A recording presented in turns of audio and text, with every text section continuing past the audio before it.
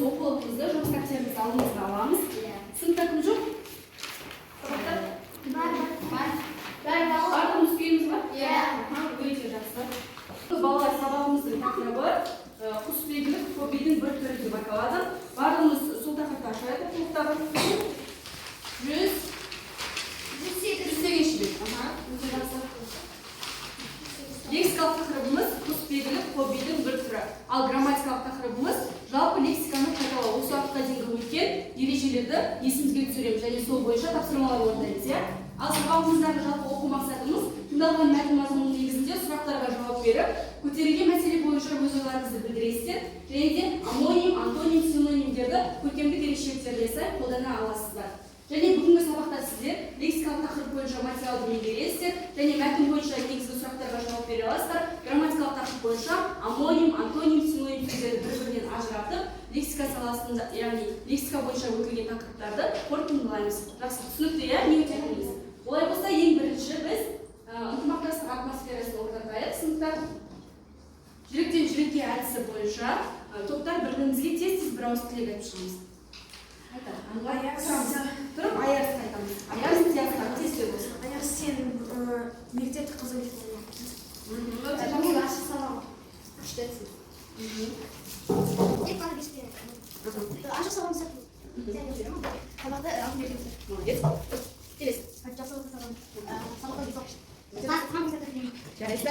Келесі. Сен ақылысын сабағын береміз. Жарайсыз ба? Кел. Мағат береу. Сабақ сәтті өтсін, өте жақсы. Олай болса, сабағымызды бастамас бұрын ең алдымен топқа бөліп алайық. Барлығымыз қораптың ішіндегі бір-бір конфеттен аламыз. Кез келген біреу. Тез-тез аламыз.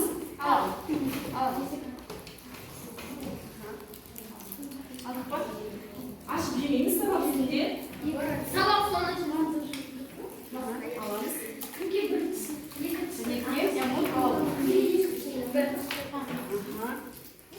Кімге қандай сан түсті?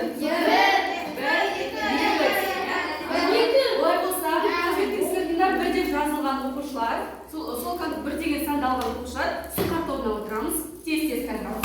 Ал дарын тобына екі деп жазылған оқушылар отырамыз. Болса, сіздерге өткен сабақта үй тапсырмасын берген болатынбыз. Яғни кірме сөздерге байланысты оқулықтан тапсырма берілген. Қандай тапсырма берілді? 4-ші тапсырма 106-шы беттегі.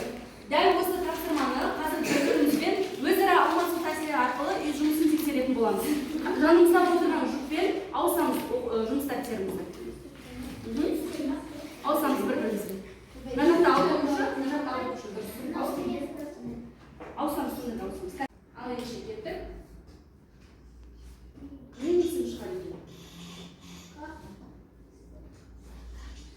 Диас. Диас екі үй жұмысын тексерді. Кім тексерді? Өзім күріспайшы. Бір өзің қалдың, е? Жақсы. Кәне, сен үй жұмыс болған? 4-ші тапсырма. Артық сөздер сөз беріп болған. 5 қатарда бар. Өте жақсы. Жарайсың. Жақсы. Келесі. Жұмысын дұрыс орындаған бізде Диасқа беріледі, Жасұланға беріледі, және де Алуаға беріледі. Топтан келеді. Топтарыңызды аштыңыздар ма? Мәтін тұр сол жерде, мәтінді оқымас бұрын біз ең алдымен дүние өрткен назарда.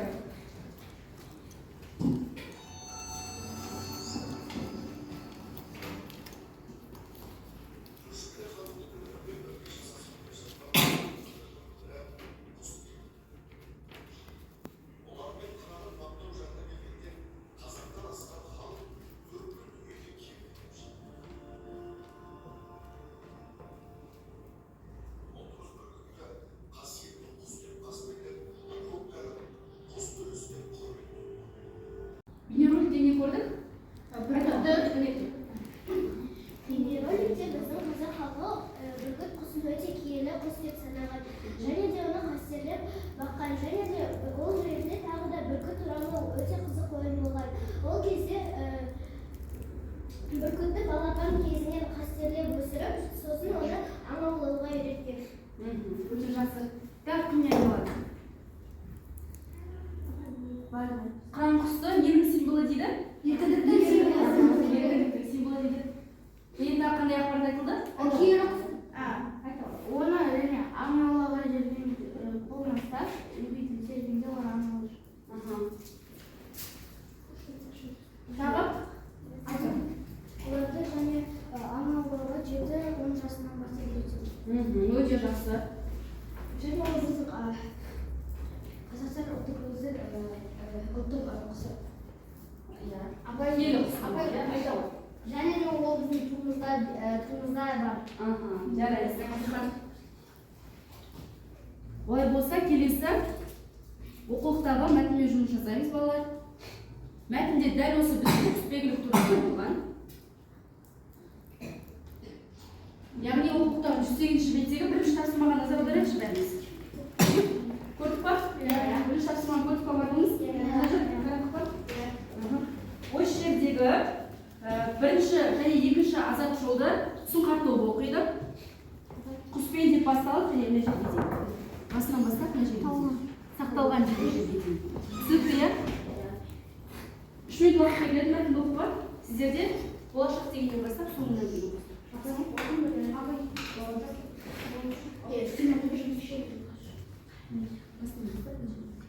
Шапалы құруға. Өте жақсы, екі топ бірдей болды. Енді сіздерге мәтін бойынша бірінші тапсырма. Дәл осындай парақшалар таратып беремін. Осы бойынша, жоқ, бір топқа бір парақ, екінші топқа екінші парақ. Және осында, мына жерде бізде орын тұр ғой, жазылатын арнайы орын тұр ғой. Осы жерге өздеріңіз оқыған мәтіннің бөлігі бойынша екінші топқа бір сұрақ құрастырып жазасыздар. Жақсы ма? Бір сұрақ құрастырып жазасыздар. Ал сіздер дарын тобы, мына жерге өздеріңіз оқыған мәтіннің бөлігі бойынша екінші сұңқар тобына бір сұрақ құрастырып жазасыздар. Жақсы ма? Топпен ұйымдасып бір сұрақ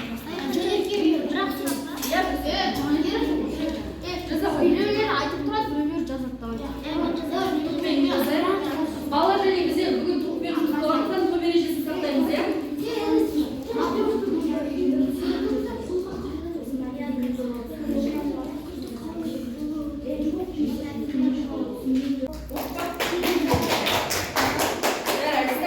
Бірінші болды. Дарын тобы аяқтадық па?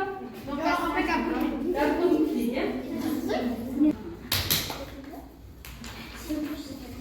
Аяқтадық па дарын тобы? Енді екі топ бір-бірімізбен алмасамыз. Сұрақтарымыз айтылады. Алмасамыз. Және астын жауабын жазамыз. Тез, бір минут уақыт.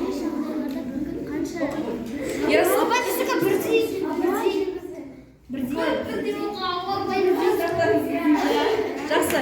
Өз ойынша жауап береді екі топта. Өз ойынша. Сәйкестік, иә? Демек сіздер емшіл сыныпсыздар. Өте жақсы. Бірінші болып аяқтаған дарын тобы. Сұрақты оқимыз және жауабын айтамыз. Табиғи жағдайларда бүркіт қанша жыл өмір тіршілік етеді? Бүркіт табиғи жағдайларда 80-100 жыл тіршілік етеді. Өте жақсы. Енді сіздер оқыған мәтіннің екінші бөлімінде не туралы айтылды? Айта барайық. Ол жерде бүркіттер туралы айтылды.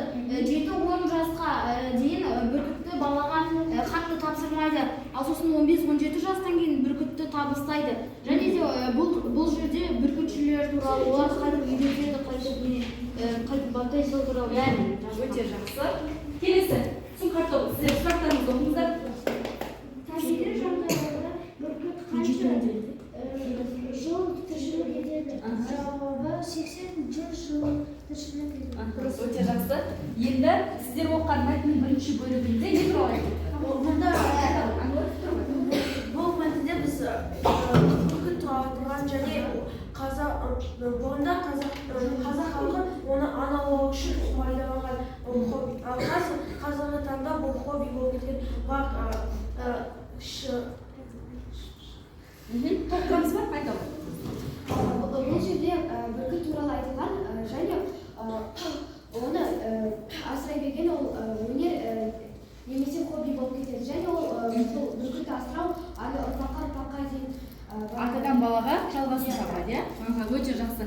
Енді және бұл мәтінде жөнсіз жануарға да атуға болмайтын жануар және соған шектеу қоюға.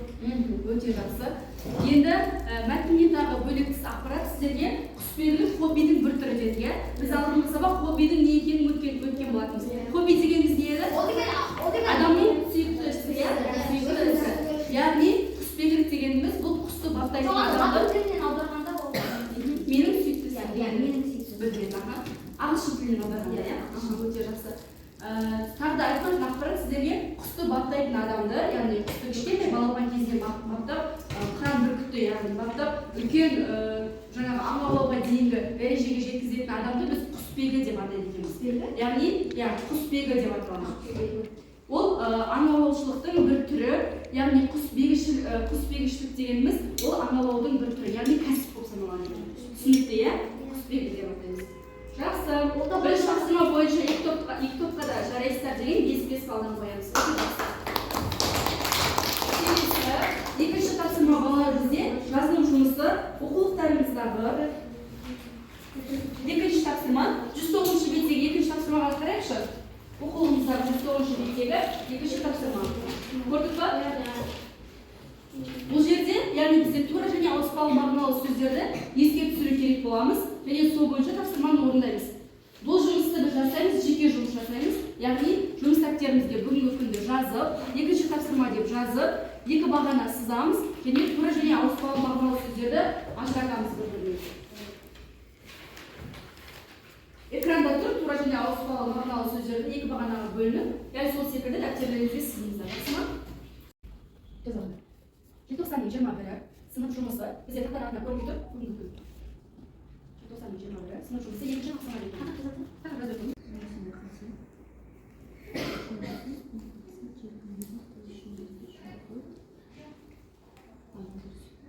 жемқорлықпен қалай? Тағы жалғасы бар ғой сөз. Жемқорлықпен күресу, иә?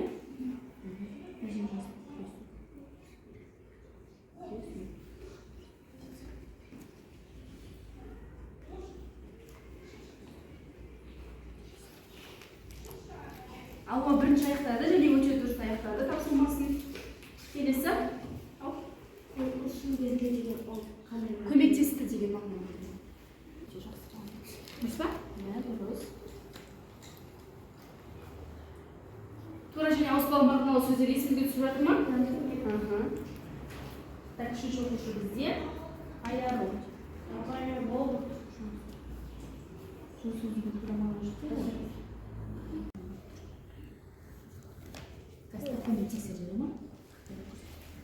Аяқтап болғанымыз салыстырып көріңіздер. Бірінші тура мағыналы сөздерге қыздың төркіні, адамның қолы, есіктің тұтқасы, қол аяғы шаршады, жүйрік аш және палуандар күресі деген сөздермен сөз тіркестері тура мағынаға жатады екен. Ал ауыспалы мағынаға кімде дұрыс дәл осылай?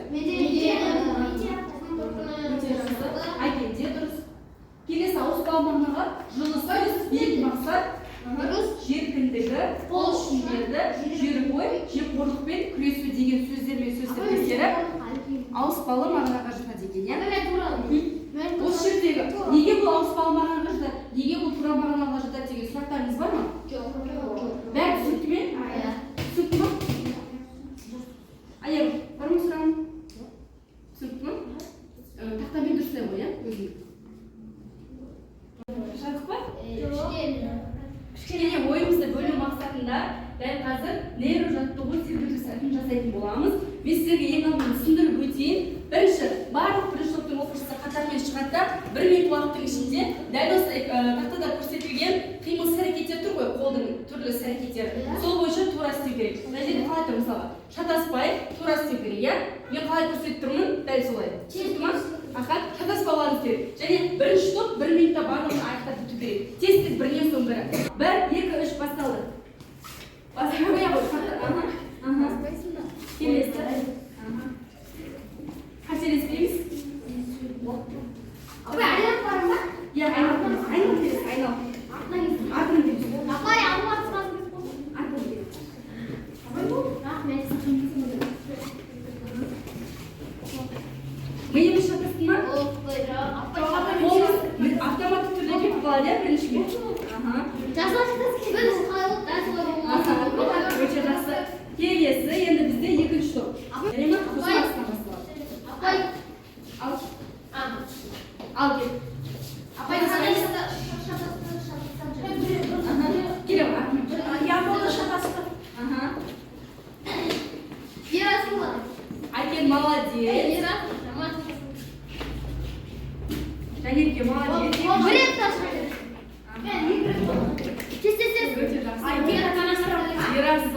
Молодец.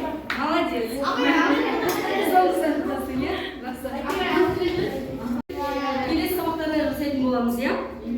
Жақсы, жарайсыздар. Енді сіздерге берілетін келесі тапсырма жалпы грамматикалық тақырыптың барлығын еске түсіру үшін антоним, кірме сөз, амоним барлығын еске түсіру мақсатында дәл осылай семантикалық карта деген тапсырма беретін боламын. Былай істейсіздер, яғни сәйкестендіру. Мына жерде астына мысалдар берілген. Күшті, мықты, ақ, қара деген сынды және мұғалім, әдемі, сұлу деген сынды сөздер. Және де жоғарғы бағанада ереже жазылған. Дәл сол ережеге қай мысал дәл сол ереженің мысалы бола алады. Соның жанына плюс қоясыздар. Түсінікті, иә? Мысалы біреуін айтып кетейін қазір. Мысалы күшті, мықты деген қандай сөз керек?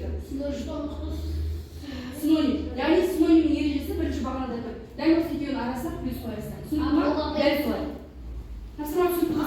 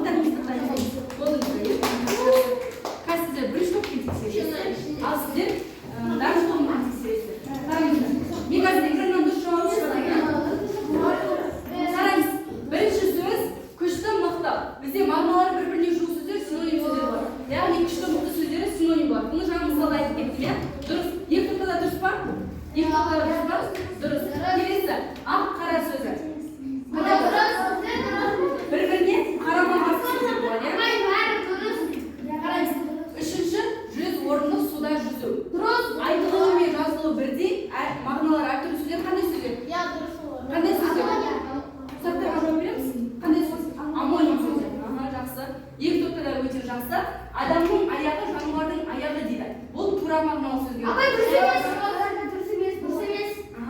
Қайсыға жатқызып қойыпты?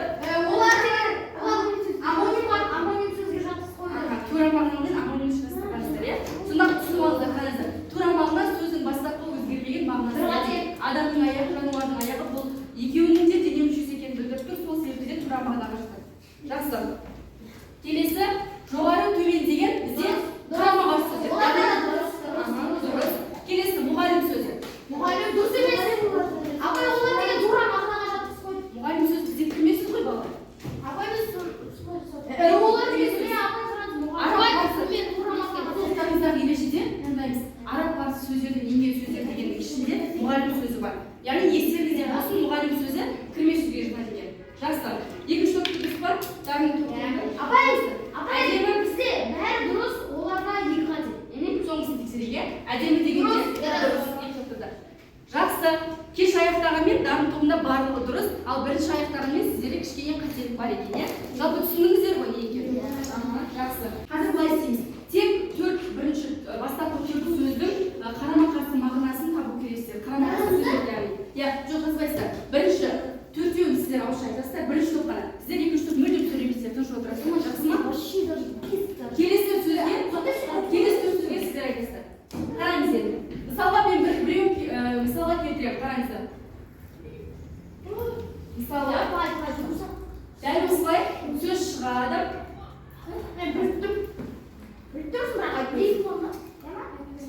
Таяқ сөз шықты. Таяққа бізде келіне егер дұрыс болса осылай галочка шығады. Ал дұрыс емес болса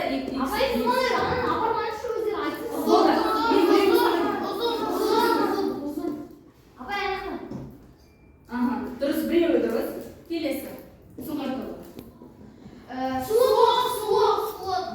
Сөзді оқимыз және қарама-қарсы мағынасы.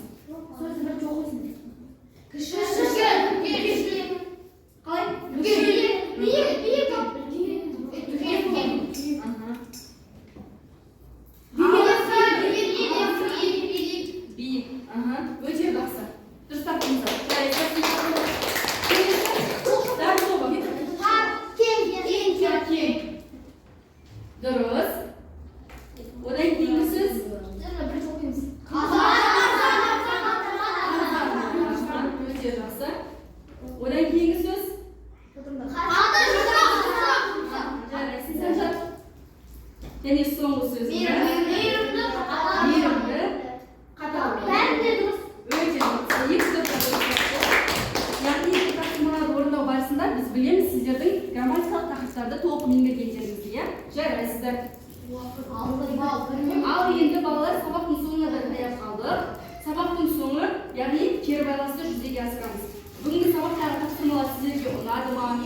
Сабақ қалай өтті, сол жайында бір-екі ауыз өздеріңіздің пікірлерін жазасыздар да, тақтадағы кері байланыс деген жерде керемет, жақсы, орташа деген 3 көңіл күй тұр, иә? Осыған өзіміздің сөзімізді жапсырамыз. Қайсысына екенін өздеріңіз анықтайсыздар. Бірінші секерек кері байланыс жазып, сосын жапсырамыз. Болғанымыз қай көңіл күй таңдайсыздар, соған қарай жапсырамыз. Жапсыра қойды.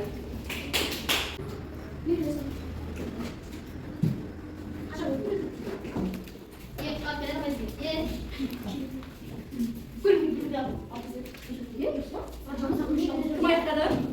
Барлығымыз көңіл күйіміз керемет екен, иә?